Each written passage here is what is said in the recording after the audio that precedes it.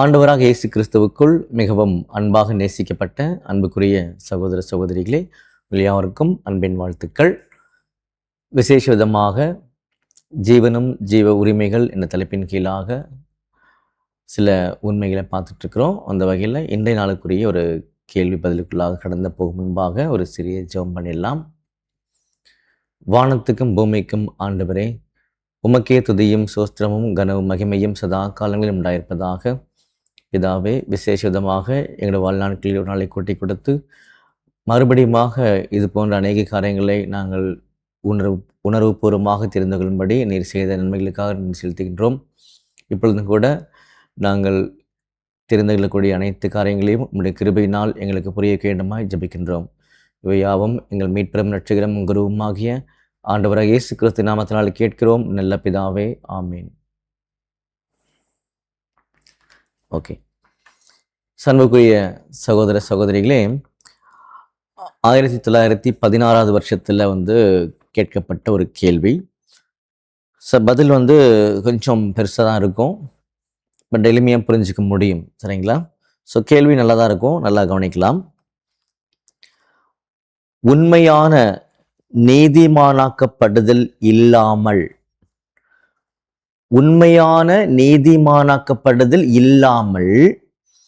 சட்டப்பூர்வமான நீதிமானாக்கப்படுதல் இருக்க முடியாது.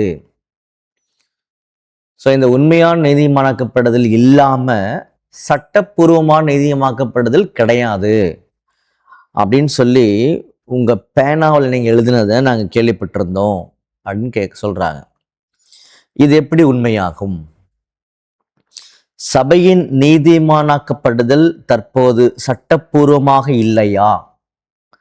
அவர்களின் பூரணமாக எண்ணப்படுதல் உண்மை இல்லையா அப்படின்னு கேட்குறாங்க. அதாவது உண்மையான நீதிமானாக்கப்படுதல் சொன்னாங்க இல்லையா, அதுக்கு ஆக்சுவல் ஜஸ்டிஃபிகேஷன். இந்த ஆக்சுவல் ஜஸ்டிஃபிகேஷன் இல்லாமல் லீகல் ஜஸ்டிஃபிகேஷன் இருக்க முடியாது. லீகல்னா சட்டப்பூர்வமான நீதிமான் இருக்க முடியாது என்று சமீபத்தில் உங்க பேனாவிலிருந்து எழுதி வெளியே வந்ததை நாங்கள் படிச்சிருக்கிறோம். அப்படியா அப்படின்னு கேட்டுட்டு, இது எப்படி உண்மையா இருக்க முடியும் அப்படின்னு சொல்லிட்டு, சபையின் நீதிமானாக்கப்படுதல் தற்போது சட்டப்பூர்வமாக லீகலா கிடையாதா? அவர்களின் பூரணமாக பெர்ஃபெக்ட் ரெக்கண்ட், பூரணமாக எண்ணுதல், அது ஆக்சுவல் கிடையாதா? அது உண்மை கிடையாதா அப்படின்னு கேட்குறாங்க. புரிஞ்சுங்களா? அப்போ சபையை இப்பொழுது சட்டப்பூர்வமாக நீதிமன்றம் ஆக்கியிருக்காரு இதாகிய தேவன் அப்படின்ற காரியங்கள் பெர்ஃபெக்டா தேவன் எண்ணலையா? அது உண்மை கிடையாதா அப்படின்னு பார்த்தீங்கன்னா கேள்வி முன் வச்சிருக்கிறாங்க. ஸோ ரொம்ப அருமையான ஒரு விளக்கத்தை என்ன பண்ணிக்காருன்னா கொடுத்துருக்காரு. நிச்சயமாகவே நமக்கும் அது பிரயோஜனமாக இருக்கும். ஸோ நல்லா நம்ம கவனிக்கலாம். ஒரு டைம் கீழே படிச்சுட்டுமா உங்களுக்காக. உண்மையான நீதிமானாக்கப்படுதல் இல்லாமல் சட்டப்பூர்வமான நீதிமானாக்கப்படுதல் இருக்க முடியாது என்று சமீபத்தில் உங்கள் பேனாவிலிருந்து வெளிவந்த எழுத்துக்கோவையில் சொல்லப்படுகிறது. இது எப்படி உண்மையா இருக்க முடியும்? சபையின் நீதிமானாக்கப்படுதல் தற்போது சட்டப்பூர்வமாக இல்லையா? அவர்களின் பூரணமாக எண்ணப்படுதல் உண்மை கிடையாதா, உண்மை இல்லையா அப்படின்னு பார்த்தீங்கன்னா கேள்வியை பதிவு செய்திருக்கிறாங்க. பதில், எழுதப்பட்டிருக்கிற அறிக்கை சரியானதுதான். எங்க பேனாவிலிருந்து எழுதி வெளியே வந்து நீங்க சொன்னீங்க இல்லையா, அது சரிதான்.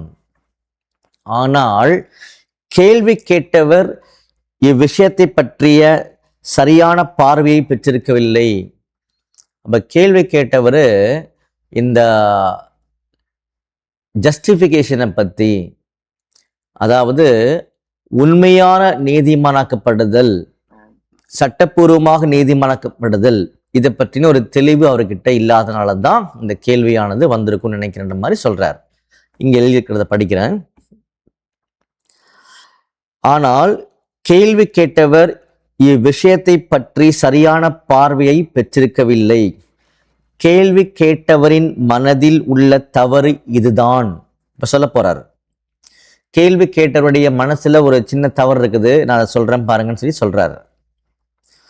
புதிய சிருஷ்டி நீதிமானாக்கப்படுகிறது என்று அவர் நினைக்கிறார். கேள்வி கேட்டவர் தன்னுடைய மனசுல ஏதோ ஒரு சின்ன தவறா புரிஞ்சிருக்காரு போல இருக்குது அப்படின்னு சொல்லி சகோதரர் சொல்றாரு. என்ன தவறா புரிஞ்சிருக்காரு அப்படின்னா, புதிய சிருஷ்டி நீதிமானாக்கப்படுகிறது என்று அவர் புரிந்து வைத்திருக்கிறார் அப்படின்னு சொல்றார். ஆனால் அப்படி கிடையாதுங்க, தயவுசெய்து புரிஞ்சுக்கோங்க. ஆனால் புதிய சிருஷ்டிக்கு நீதிமானாக்கப்படுதல் தேவையில்லை.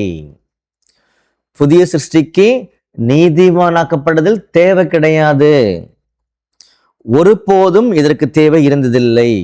அப்போ ஒரு பாயிண்ட் ரொம்ப ரொம்ப தெளிவா நமக்கு மறுபடியும் புரிய வச்சிட்டாரு. புதிய சிருஷ்டி நீதிமானாக்கப்பட வேண்டிய ஒரு தேவை எந்த காலத்திலுமே இல்லை. நல்ல பாயிண்ட் நோட் பண்ணிக்கோங்க.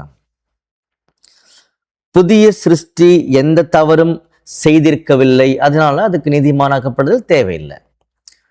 புதிய சிருஷ்டி எந்த தவறும் செய்திருக்கவில்லை.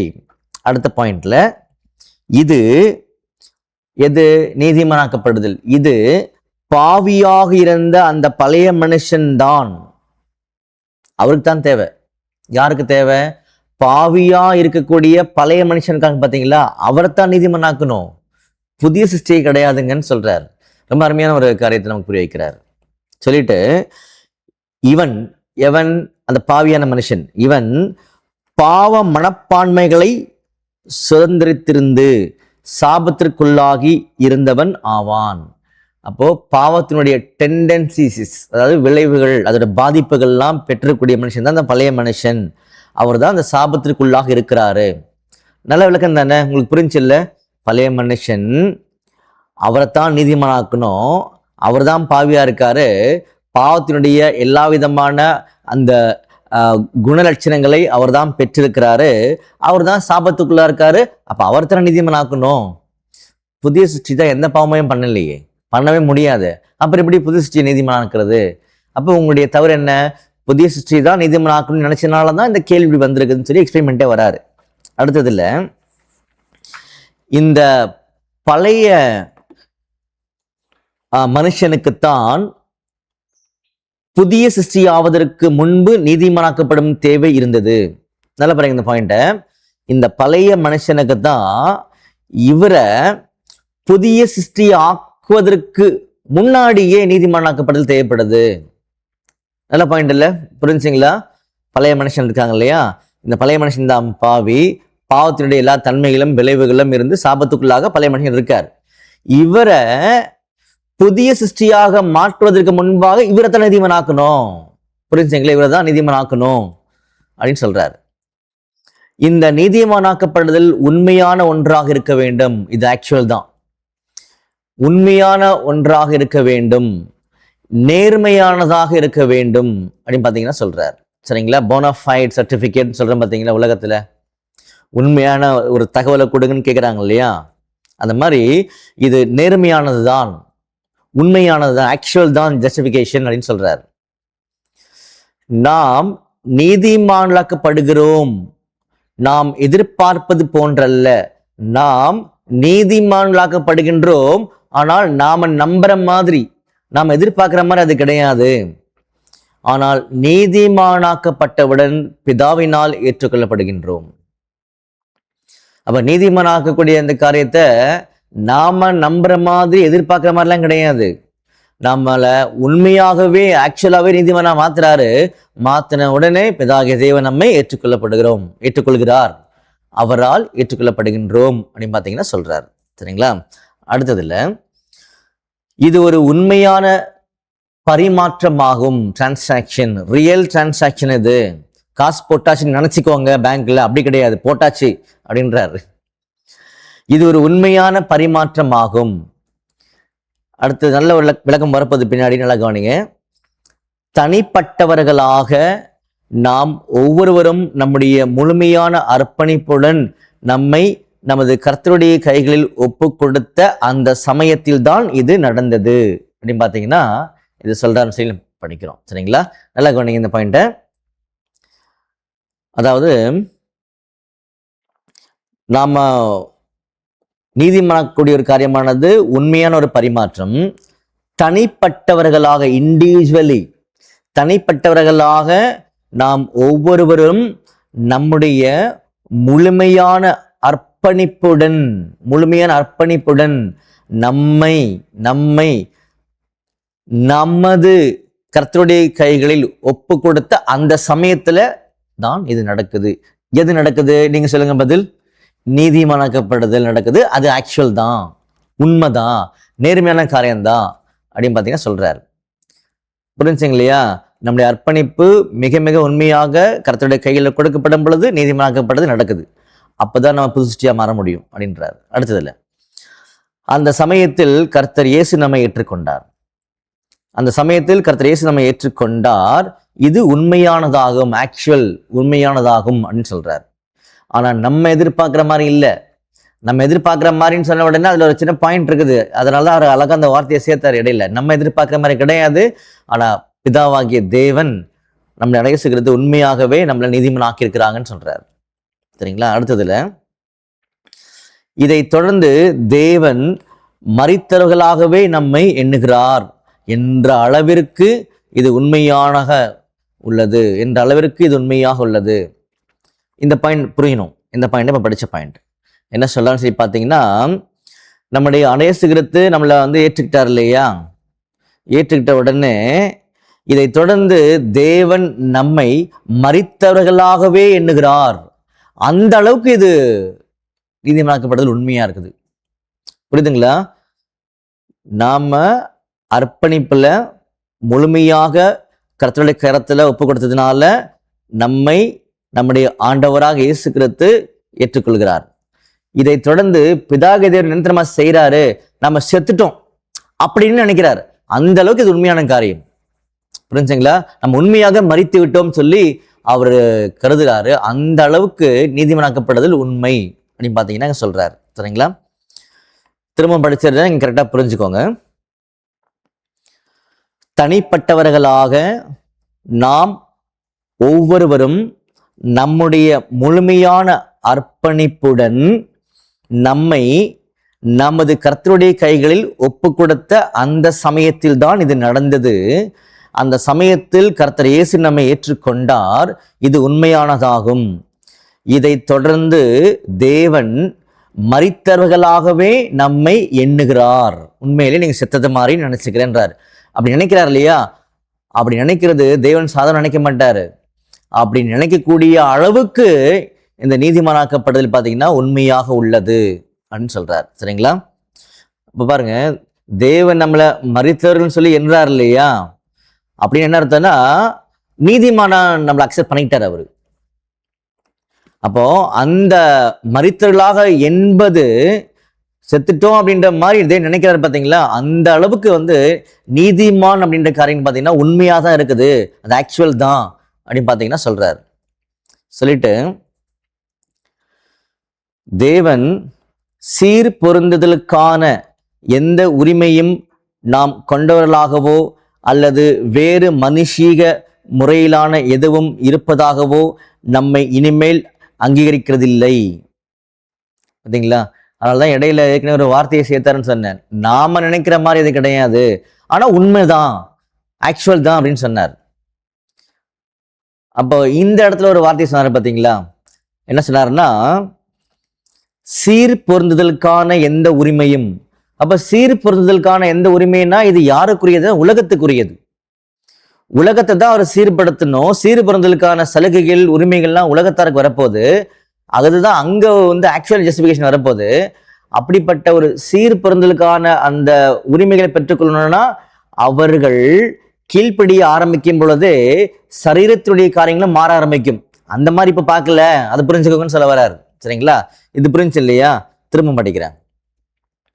தேவன் சீர் பொருந்துதலுக்கான எந்த உரிமையும் நாம் கொண்டவர்களாகவோ அல்லது வேறு மனுஷீக முறையிலான எதுவும் இருப்பதாகவோ நம்மை இனிமேல் அங்கீகரிக்கிறதில்லை. வேதாகமம் கூறுகிறது, நீங்கள் மரித்தீர்கள், உங்கள் ஜீவன் கிறிஸ்துவுடனே கூட தேவனுக்குள் மறைந்திருக்கிறது. புதிய சிருஷ்டியை குறித்து தான் இங்கு சொல்லப்படுகின்றது. புரிஞ்சுங்களா? இப்போ இங்க என்ன சொல்றாரு, இங்க சொல்லப்படக்கூடிய காரியங்கள், எங்க சொல்லப்படக்கூடிய காரியங்கள், இங்க படிச்சாலே ஒரு வார்த்தைய, நீங்கள் மரித்தீர்கள், உங்கள் ஜீவன் கிறிஸ்துவுடனே கூட தேவனுக்குள் மறைந்திருக்குன்னு சொன்னாரு பாத்தீங்களா? அது பழைய மனுஷனை பத்தி பேசல, அது புதிய மனுஷனை பத்தி பேசிட்டு இருக்குது, நியூ கிரியேஷனை பத்தி பேசிட்டு இருக்குன்னு சொல்றாரு. இப்ப சொன்ன இந்த வார்த்தையானது கொலோசியர்ல எல்லாருக்கும் தெரியும், 3ஆம் அதிகாரத்துல 1 to 3 இது இருக்குது. சரிங்களா? ஓகே, திரும்ப படிச்சிடுறேன். தேவன் சீர் பொருந்துதலுக்கான எந்த உரிமையும் நாம் கொண்டவர்களாகவோ அல்லது வேறு மனுஷீக முறையிலான எதுவும் இருப்பதாகவோ நம்மை இனிமேல் அங்கீகரிக்கிறதில்லை. வேதம் கூறுகிறது, நீங்கள் மரித்தீர்கள், உங்கள் ஜீவன் கிறிஸ்துவுடனே கூட தேவனுக்குள் மறைந்திருக்கிறது.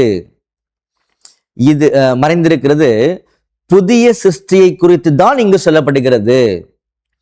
புதிய சிருஷ்டிக்கு நீதிமானாக்கப்படுதல் தேவையில்லை, நீதிமானாக்கப்பட்டது பழைய சிருஷ்டியே.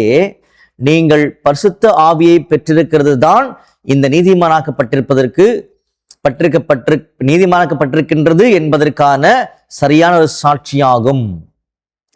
திரும்ப ரிவைஸ் பண்ணிடலாம்.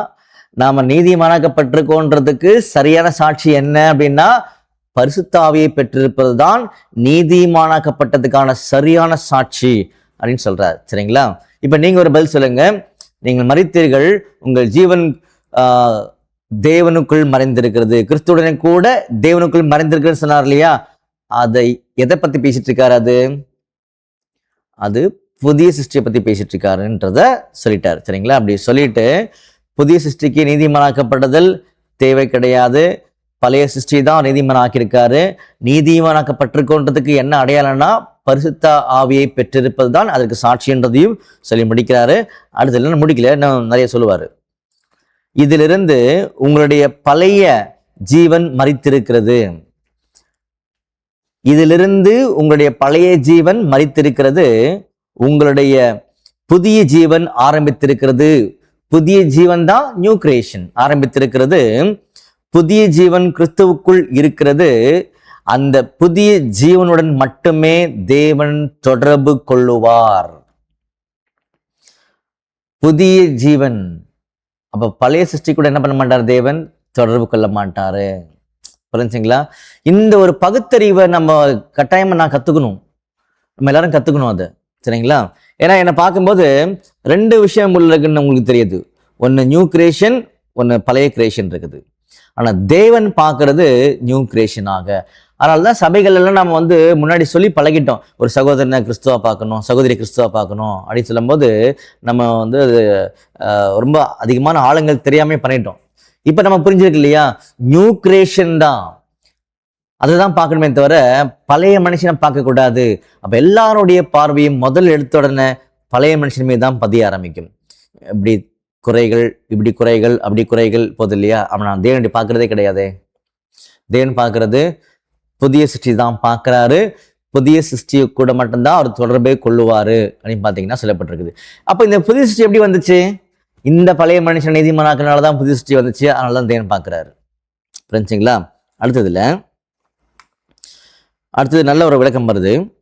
கர்த்தருடைய ஏற்பாடுகளில் அவர் மற்ற விஷயங்களில் ஈடுபட்டிருக்கும் போது, இன் லார்ட்ஸ் அரேஞ்ச்மெண்ட் அப்படின்னு சொல்லுவார். கர்த்தருடைய ஏற்பாடுகளில் அவர் கர்த்தர் மற்ற அநேக காரியங்களில் விஷயங்களில் ஈடுபட்டிருக்கும் வரைக்கும் ஒவ்வொருவரும் காத்திருக்க வேண்டியது போல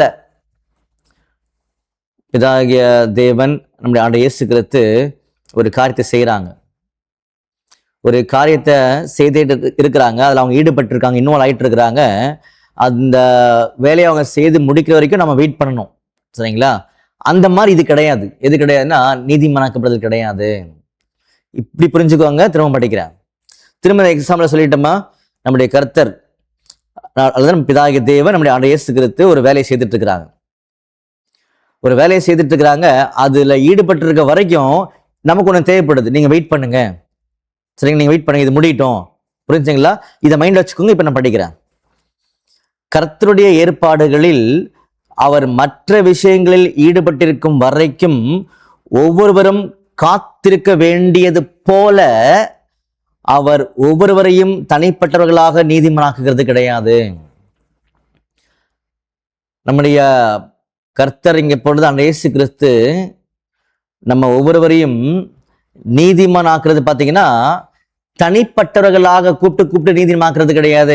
எக்ஸ் பிரதர் உங்களை இன்னைக்கு நீதிமான் ஆக்கிட்டேன், ஒய் பிரதர் உங்களை இன்னைக்கு ஆக்கிட்டேன், ஜெட் பிரதர் உங்களுக்கு நாளைக்கு ஆக்கிடுவேன். அப்படி தனிப்பட்ட முறையிலே யாருமே என்ன பண்றது இல்லையா, அவரு நீதிமாக்குறது கிடையாது. நல்ல ஒரு திருப்பமா இருக்கு பாருங்க, நல்ல டேர்னிங் பாயிண்ட் இந்த இடத்துல. அப்ப மொத்தமாக்குறாரா? அதான் அருமையான விளக்கம் எடுத்து கொடுக்குறாரு, படிக்கலாம் சரிங்களா. இந்த முழு விஷயமும் முன்னதாகவே ஏற்பாடு செய்யப்பட்டு செயற்படுத்தப்பட்டுள்ளது. இந்த முழு ஏற்பாடும் முன்னதாகவே ஏற்பாடு செய்யப்பட்டு செயல்படுத்தப்பட்டு கொண்டிருக்கின்றது அப்படின்னு சொல்றார். சொல்லிட்டு நமது மீட்பர் துவக்கத்திலேயே ஒரே முறை நமக்கு மீட்பின் பலனை சுமத்தினார். இப்பதான் சரியான ஒரு புரிதல் வெளிச்சம் வருது பாருங்க. துவக்கத்திலேன்னா நீங்க சொல்லிடுங்க, கரெக்டா பதில் சொல்லிடுங்க பார்க்கலாம். துவக்கத்திலேன்னா பெந்தகோஸ்து நாளில் ஒரே முறை தான் என்ன பண்ணிட்டாருன்னா மீட்பின் பலனை செலுத்தினாரு, ஒரே முறையே நீதிமன்றம் ஆக்கிட்டார் சபையை, அவ்வளவுதான். இப்போதான் தடமாற்றம் புரிதல் இல்லாம வந்துடும். வெயிட் பண்ணுங்க சரிங்களா. பாருங்க, நல்லா பாருங்க. இந்த முழு விஷயமும் முன்னதாகவே ஏற்பாடு செய்யப்பட்டு செயல்படுத்தப்பட்டுள்ளது. நமது மீட்பர் துவக்கத்திலே ஒரே முறை நமக்கு மீட்பின் பலனை சுமத்தினார். அந்த ஒரு செயலில் நாம் எல்லாரும் அடையாளப்படுத்தப்படுகின்றோம். அந்த ஒரு செயலில், என்ன செயல்ல? ஒரே முறை மீட்பின் பலனை செலுத்தினார் இல்லையா, அந்த ஒரு செயலிலேயே நம்ம எல்லாரும் அடையாளப்படுத்தப்பட்டிருக்கோம்.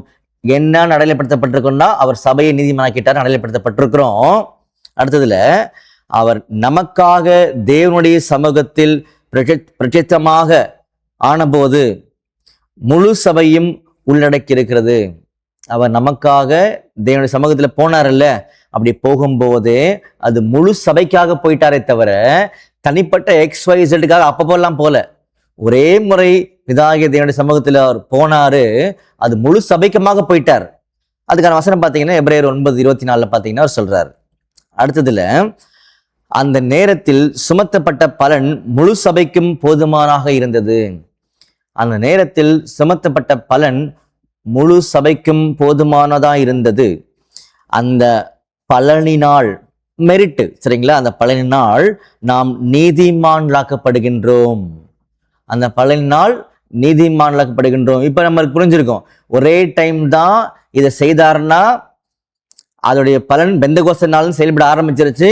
பிதாவிட முன்னாடி போனார்ல, மேல போனார்ல, அப்போ அங்க ஒரு டைம் கொடுத்துட்டாரு, பெந்தகோஸ்து நாள்ல இருந்து செயல்பட தொடங்கிருச்சு. அப்படின்னா ஒரு முறை பலனை செலுத்திட்டார். அப்படின்னா சபையானது ஒரே முறைக்குள்ளாகவே இந்த பலனை பெற்றுவிட்டது. அப்ப எப்படி நம்ம போன வருஷம் பேப்டிஸ்ட் எடுக்கும்போது எனக்கு சுமத்தினான்னு சொல்றாங்க. அப்ப எப்படி நான் 2006 பேப்டிஸ்ட் எடுத்தேனே, அப்ப எனக்கு சுமத்தப்பட்டதுன்றது எப்படி புரிஞ்சுக்கிறது? அடுத்த லைன் சொல்லுவார். இப்போ சொல்லும் போது, நாம் அந்த நிபந்தனைகள் விதிமுறைகளுக்கு இணங்கி இருந்தால் அந்த பலன் சுமத்தப்படுதலில் நம்முடைய பங்கை பெறுகிறோம். ரொம்ப அருமையான பாயிண்ட். பெந்தகோஸ்து நாள் எல்லாத்தையும் முடிச்சிட்டார். அதாவது இது பாருங்க, இது பெந்தகோஸ்து நாள். இதுக்கு முன்னாடி மேல போயிட்டாரு, பிதா கிட்ட போயிட்டு ஒரு முறை கொடுத்துட்டாரு. பெந்தகோஸ்து நாள்ல இருந்து செயல்பட தொடங்கிருச்சு. ஒட்டுமொத்த சபைக்குமே முடிச்சிட்டாரு, அப்பவே முடிச்சிட்டாரு. இது பெந்தகோஸ்து, அங்க பாருங்க, பெந்தகோஸ்து நாள்ல இருந்து 1 2 3 காலம் அப்படியே வந்துட்டு இருக்குது. இப்ப நான் என்ன பண்ணிருக்கேன், 2006 உடன்படிக்கை பண்ணியிருக்கேன் வச்சுக்கோங்க. 2006 நம்ம பண்ணிருக்கோம், உடன்படிக்கை பண்ணியிருக்கோம். இந்த டைம்ல நிபந்தனைகளுக்கு நான் உட்பட்டு இருந்து தெய்வீக பிரமாணங்களுக்கு விதிமுறைகளுக்கு இணக்கமா இருந்துட்டேன் அப்படின்னா பலன்ல எனக்கு பங்கு கிடைச்சிச்சு, அவ்வளவுதான். பலன் அன்னைக்கு சுமத்தப்படல. என்னைக்கு சுமத்தப்படல நீங்க சொல்லுங்க பார்க்கலாம். 2006 எனக்கு சுமத்தப்படல. அந்த பலன்ல பங்கு அடைஞ்சிட்டேன் 2006. ஆனா பலன் சுமத்தப்பட்டது எப்போ? ஒரே நாள்ல. எப்போ அது? பெந்தகோஸ்து நாள்ல. அதுக்கு முன்னாடி கொடுத்துட்டு அப்பா கையில. சரிங்களா. ரொம்ப அருமையான விளக்கம், இதை நம்ம புரிஞ்சுக்க வேண்டியிருக்குது. தொடர்ந்து படிப்போம் சரிங்களா. ஆனா இதுக்கு சரியான ஒரு சப்போர்ட்டிவ் வசனங்கள்லாம் இருக்குது. நம்ம ஏற்கனவே பார்த்தீங்கன்னா அபிஷேகன்ற ஒரு பாடம் பார்த்துருக்கோம். அது அவர் சொல்லியிருப்பார், ஒரே முறை தான் சபை அபிஷேகம் பண்றாரு அவர். அது பெந்தகோஸ்து நாள்ல மட்டும்தான். அந்தந்த காலப்பகுதியில் விதிமுறைகளுக்கு நிபந்தனைகளுக்கு யாரெல்லாம் இணங்குறாங்களோ அவங்க அந்த பலனை பெற்றுக் கொள்வார்கள் தான் அங்கேயும் சொல்லப்பட்டது, இங்கேயும் அதான் சொல்றாரு. திரும்ப படிக்கலாம். நாம் அந்த நிபந்தனைகள் விதிமுறைகளுக்கு இணங்கியிருந்தால் இந்த பலன் சுமத்தப்படுதலில் நம்முடைய பங்கை, நம்முடைய பாட்டை பெற்றுக்கொள்கின்றோம். இந்த முறையிலேயே பிரதான ஆசாரியர் நம்முடன் செயல் தொடர்பு கொள்கிறார். இந்த மெத்தட்ல தான் பிரதான ஆசாரியராகிய நம்முடைய ஆண்டவர் இயேசு கிறிஸ்து செயல் தொடர்பில் நம்ம கூட இருக்கிறார். ஆக்டிவா பிராக்டிக்கலா நம்ம கூட இப்படிதான் செயல் தொடர்பு வச்சிருக்காருன்னு சொல்றாரு. நம்முடைய இயேசு கிறிஸ்து நம்ம கூட பேசுறாரு, பழகிறாரு, புத்தி சொல்றாருன்னா சொல்ல பார்த்தீங்களா, எப்படி பிராக்டிக்கலா செயல்படுறாருன்னா இப்படிதான் பண்றாரு. விதிமுறைகளுக்கு நிபந்தனைகளுக்கு இணங்கியிருந்தல், harmony with lords arrangement laws, அதுக்கு இணக்கமா இருந்தோம் அப்படின்னா அந்த மெரிட்டோடைய பங்கு எனக்கு வந்து சேருது. இந்த முறைகள் தான் நம்முடைய ஆண்டவரம் கூட தொடர்பு கொள்றான்றதையும் சொல்றாரு. சொல்லிட்டு அடுத்தது, இது துவக்கத்தில் ஒரு தடவை மட்டும் கொடுக்கப்பட்ட பெந்தகோஸ்தே ஆசீர்வாதம் போலவே இருக்கிறது. பெந்தகோஸ்தே ஆசீர்வாதம் போலவேன்னா பெந்தகோஸ்தினால பரிசுத்தாவி கொடுத்தார் இல்லையா, அந்த பாயிண்ட் இங்கே. சரிங்களா? சபையின் ஒவ்வொரு அங்கத்தினரும் கர்த்தர் கிறிஸ்துவனிடத்தில் எப்போது வருகிறாரோ, நல்ல பாயிண்ட், சபையின் அங்கத்தினர்கள் கர்த்தர் கிறிஸ்துவனிடத்தில் எப்பொழுது வருகின்றார்களோ அவருடைய பங்கை அப்பொழுது பெறுவர். அவ்வளவுதான். எப்போ வராங்களோ அப்போ பங்கை பெற்றுக்கொள்வாங்க. பங்கு கொடுத்தது என்னவோ பெந்தகோஸ்து நாள்ல. சரிங்களா? எப்போ நான் உள்ள வரேனோ அப்போ அந்த பங்கு எனக்கு கிடைச்சிரும். எந்த பங்கு கிடைச்சிரும்? பலன்ல, மெரிட்டில் என்னுடைய பங்கு என்னவோ அப்போ கிடைச்சிரும். எப்போ கிடைச்சிரும்னு நினைக்கிறீங்க? நான் விதிமுறைகளுக்கு நிபந்தனைகளுக்கு இணக்கமா இருந்தால் அந்த பங்கு எனக்கு கிடைச்சிரும். புரிஞ்சுங்களா? அடுத்தது, ஒருவர் எப்பொழுது தலையுடன் சரியான விதத்தில் தொடர்புள்ளதாய் இருக்கிறாரோ, ஒருவர் எப்பொழுது தலையுடன், தலை நம்முடைய ஆண்டவர் இயேசு கிறிஸ்து, அவருடன் சரியான தொடர்புள்ளவராக இருக்கின்றாரோ அவர் தம்முடைய அபிஷேகத்தின் பங்கை பெறுகிறார். நீங்கள் கர்த்தர் கிறிஸ்துவின் சரீர அங்கமாய் இருக்கிறீர்கள். அபிஷேகம் பண்ணப்பட்ட கூட்டத்தினர் ஆசீர்வாதங்களில் உங்களுடைய பங்கை பெறுங்கள். அதாவது அபிஷேகம் பண்ணப்பட்டது சபையை எப்ப பண்ணாரு? பெந்தகோஸ்து நாள்ல பண்ணார். நான் எப்போ அதை பெற்றுக்கொள்கிறேன்? கர்த்தர் கிறிஸ்துவுடன் தலையுடன் எப்போ இணக்கமான நிலைமையில வரணும் அப்போ அதை பெற்றுக்கொள்கிறேன். அப்படிதான் இங்க சொல்றாரு. சரிங்களா? திரும்ப படிச்சிடுறேன். அபிஷேகம் பண்ணப்பட்ட கூட்டத்தினரின் ஆசீர்வாதங்களில் உங்களுடைய பங்கை பெறுங்கள். அப்ப அபிஷேகம் பண்ணப்பட்ட கூட்டத்தினர் யாரு? முதல்ல ஆதிகள் அப்போஸ்தலர்கள், பெந்தகோஸ்து நாள்ல அந்த கூட்டத்தினர்ல உங்க பங்கை பெறுங்கள். எப்போ? தலையுடன் எப்பொழுது நாள் இணக்கமாக வந்து சேரணும், அப்போ உங்க பங்கு வாங்கிட்டு போயிடுங்க அப்படின்னு சொல்றாரு. சரிங்களா?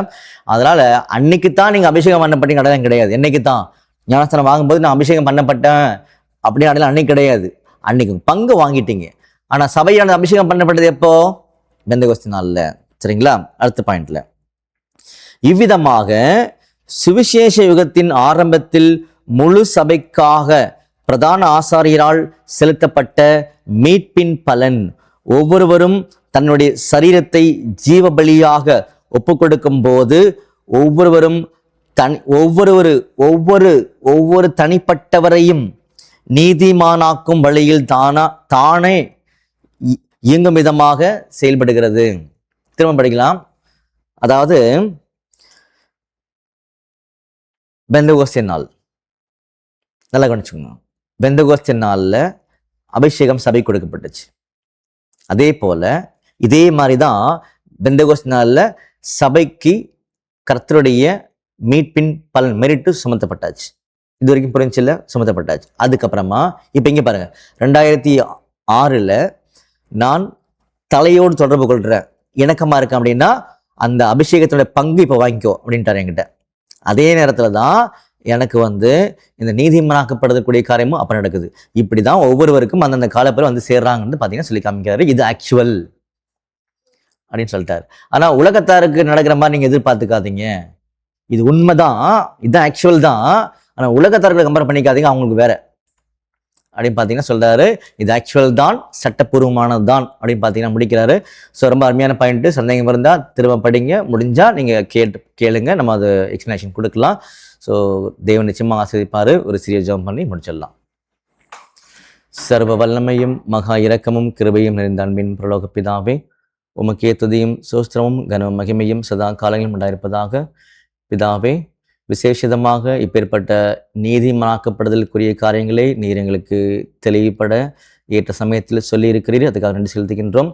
இதை குறித்து நாங்கள் நிதானமாக இன்னும் அதிகமாக படித்து புரிந்து கொள்ள தேவன் தாமே கிருபை செய்யணுமா ஜெபிக்கின்றோம்.